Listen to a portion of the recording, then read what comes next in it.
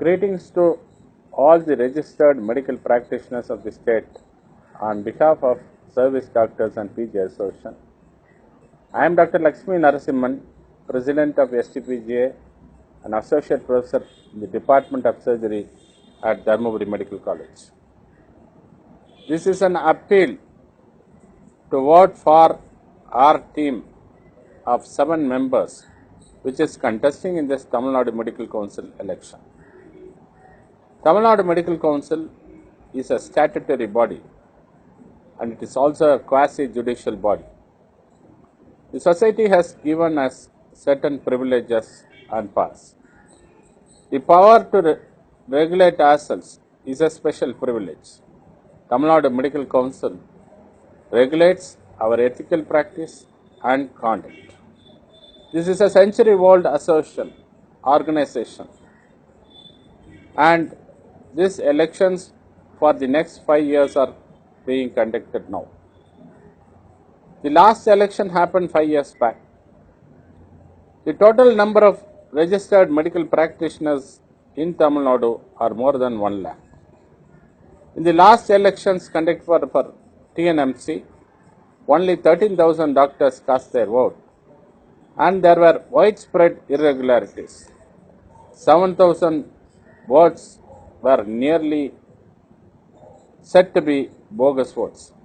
As a result of these irregularities, the High Court of Madras is appointed an administrator who is a retired judge to conduct our elections because we are not capable of conducting our elections fairly. Dear friends, we are standing in a very important and a critical period. There are so many issues confronting us.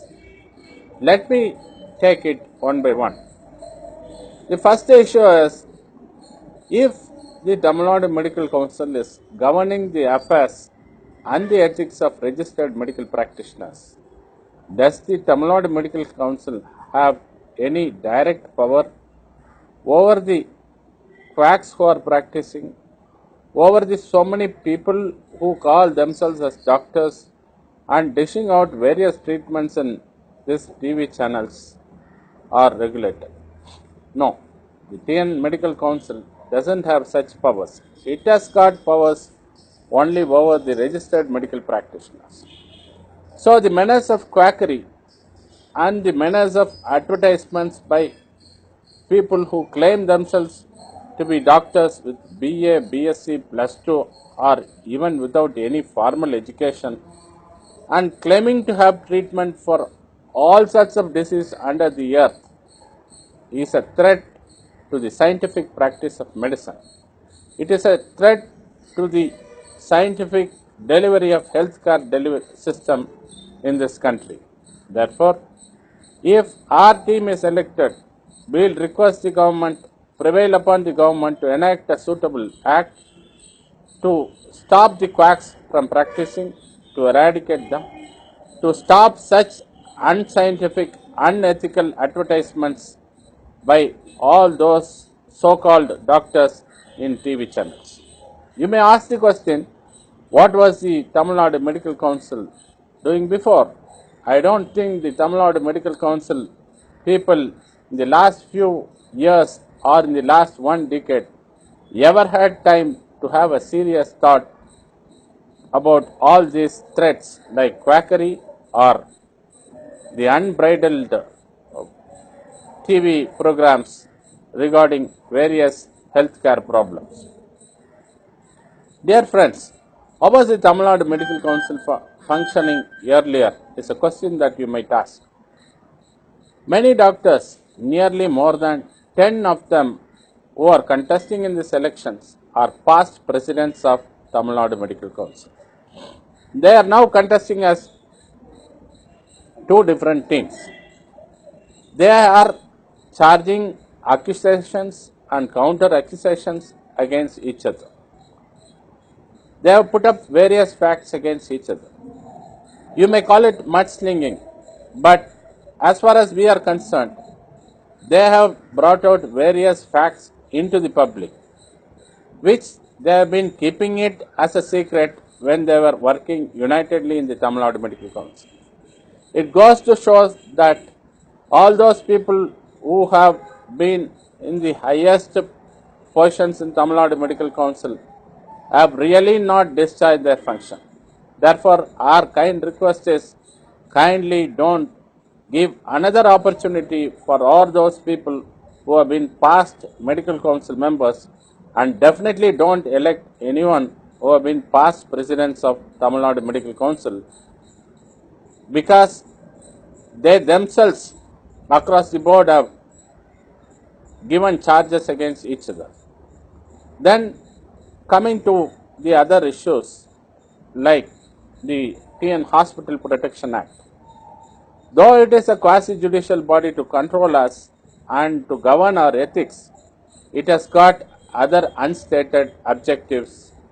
Being a body which has been brought into effect by virtue of an act, this body which really represents and which can really represent more than 1,10,000 doctors can demand an audience from the government or from the agencies of the government on any issue concerning the healthcare delivery or any issues concerning medical practice in Tamil Nadu. Therefore, we will take up whatever issues like the quackery eradication or the Hospital Protection Act and its implementation. The Hospital Protection Act has to be truly implemented in letter and spirit. We'll take it up with the government with the support of you and everyone. Dear friends, the another most important pressing issue that we have come across, for which we stood unitedly in the 2 weeks before in a strike called by the Indian Medical Association, is the National Medical Council Bill. Medical education is a basic requirement to produce doctors. The Medical Council of India is a nodal agency. It's also a statutory agency which controls the quality of medical education across the country. There have been widespread allegations of corruption against the National Medical Council, that is the Medical Council of India. A parliamentary standing committee which went into the functioning of the Medical Council of India has put forward certain facts. Number one, the Medical Council of India has become thoroughly corrupt. That is number one. Number two, the Medical Council of India has failed in its duty to bring about an even distribution of medical institutions. Number three, the Medical Council of India has failed in its objective of creating a basic doctor capable of meeting the healthcare needs of the society. Let me take it one by one. The question of corruption against Medical Council of India has got substance in it. That is what STPJ thinks. But the root cause of corruption in MCI is not the government medical colleges. It is the reason for the corruption in medical council is capitation fee based private institutions. And unless otherwise, the government strictly and clearly regulates the capitation fee based institutions, you cannot prevent corruption in any council or any institution that is brought and put forward to govern medical education. Therefore, regulating the capitation fee is a prerequisite to weed out corruption in Medical Council of India. Number two, who is the agencies to start medical colleges? The state and the center are the agencies to start medical colleges. The Medical Council of India doesn't have the power nor the money to start medical colleges. To put such an allegation against the Medical Council of India doesn't have any substance. Third important lacuna that has been said against this medical council is it has failed to create a basic doctor. Friends, we all know that the Medical Council of India is just a regulating agency. The functioning unit of medical education is a medical college which is supervised by the universities. Therefore, if we have to alter the training of a basic doctor, the correction should be done not only in the curriculum but at the level of training, which has to be corrected at the level of medical colleges. There is an allegation that the Medical Council of India just goes into the infrastructure aspects, doesn't go into the outcome of the medical doctors in India. Partly it is true, but mostly it is false. Therefore, the problem here with regard to creation of a basic doctor is those doctors who come out of medical institutions by the driving force of market forces and the respect that the specialists get among the society decide to go in for specialization. Specialization and super specialization and the drive for it has somehow over the years denigrated or undermined the training of a basic medical doctor. Therefore, unless otherwise we address these issues, we cannot bring about a basic medical doctor.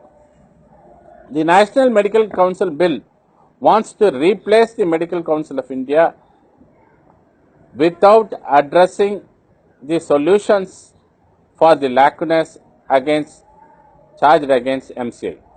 Apart from this, we all medical professionals want the Medical Council of India to continue, but in a fair, straightforward and transparent way. The government and the professionals should correct the behavior of the Medical Council rather than abolishing the Medical Council. The National Medical Council Bill robs the professional control over the quality of medical education, robs the democratic content of the Medical Council of India, robs the state governments from having any power or say in the control of medical education. Therefore, the Medical Council of India being replaced by the NMC bill, or in other words, the NMC bill is an anti-federal bill, it is an anti-professional bill, and it is an anti-healthcare bill. We will stand against this National Medical Council bill. Other than that, there are certain provisions like the National Licentiate Exam. They say only after passing this National Licentiate Exam that you can get registered in the State Medical Register or this National Medical Register. That only gives you the power to practice. This is wholly an unacceptable provision. If you are going to conduct a National Licentiate Exam, why should a doctor or why should a medical professional undergo a rigorous training for 5.5 years in a medical college? Do you mean to say that all those training in medical colleges doesn't mean anything, but only an exit exam will mean this? Therefore, we are against this National Licentiate Exam. Apart from that, the provisions for a bridge course to allow other streams of medical practitioners to take up allopathy practice is totally unscientific, unethical, and against the practice of allopathy medicine by doctors. We are against these provisions. We pretty well know that we alone cannot do it. We will stand along with all other professional associations as well as the state government. The Tamil Nadu state government has strongly opposed the National Medical Council bill. Therefore, we will stand in unison with all these agencies and institutions to fight against the National Medical Council bill. Other than this, coming to the Tamil Nadu Medical Council election, many of our teams, many of our friends in different teams call STPGA as messenger boys. Thank you, doctors, for the compliment showered on us. STPGA has been instrumental in making this secret elections as an open and transparent election. Thank you for the compliment. We are taking up messages across the state by WhatsApp, by internet, so that it reaches you and you can take a well-informed decision. Dear friends, kindly go through all the messages that is being sent across by STPGA.